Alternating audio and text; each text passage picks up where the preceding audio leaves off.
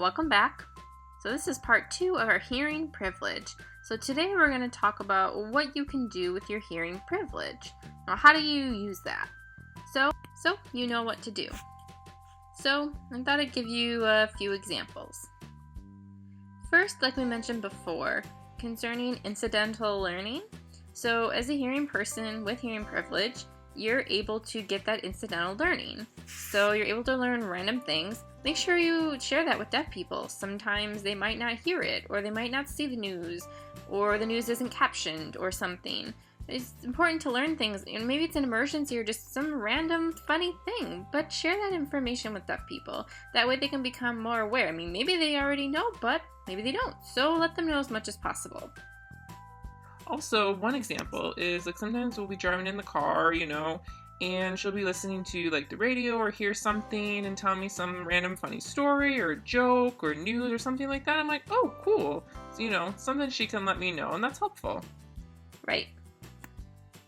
The second thing you can do is if you're in a social setting and you're talking or whatever, if let's say there's other hearing people there, don't necessarily assume the deaf person needs help communicating. Just wait and let them take care of it themselves. They'll ask if they need help. Don't assume, hey, do you want me to interpret? Do you want me to do this? Just go ahead, sit back and wait. And let them go ahead and take responsibility for themselves. They're not weak, obviously. They're fine. Right. I know sometimes as interpreters, it's kind of tough, you see a deaf person and a hearing person, communicating, and you just automatically have this thing that you want to go ahead and, I want to say take over, but, get involved and, hey, I can help interpret or whatever you need, and I don't know, it's just a gut instinct, but just remember that they know what they're doing, and if they need help, they will let you know. The third thing, I guess, is to request equality. Sometimes hearing people, unfortunately, their voice, so to speak, is louder than a deaf person, so meaning you have more power.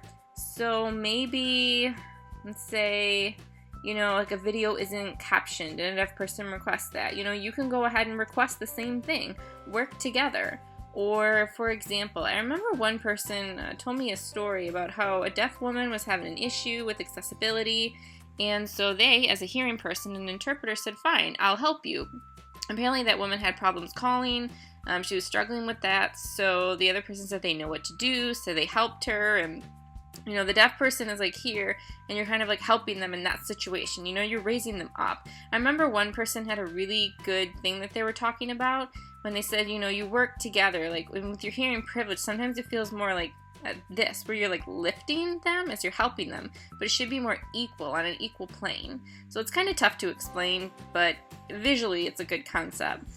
Right, work together, not like I'm helping you up because you need it, but more I'm just giving you more of a voice, Right.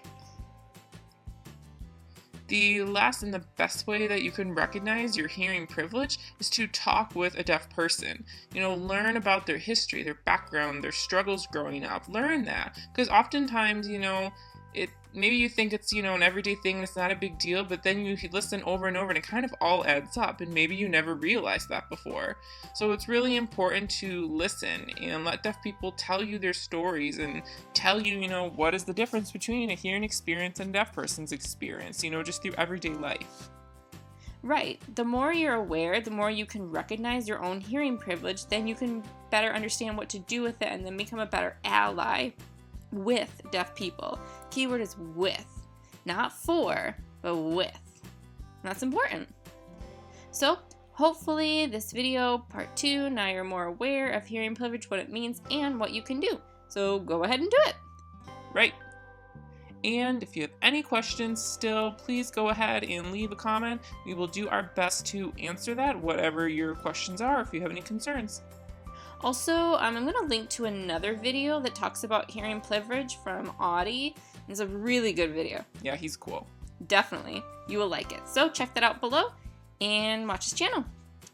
Alright, remember to subscribe and look in the description. Alright, see you in the next video. Bye! So, just randomly I can learn things where she can't. She has to put a lot more effort.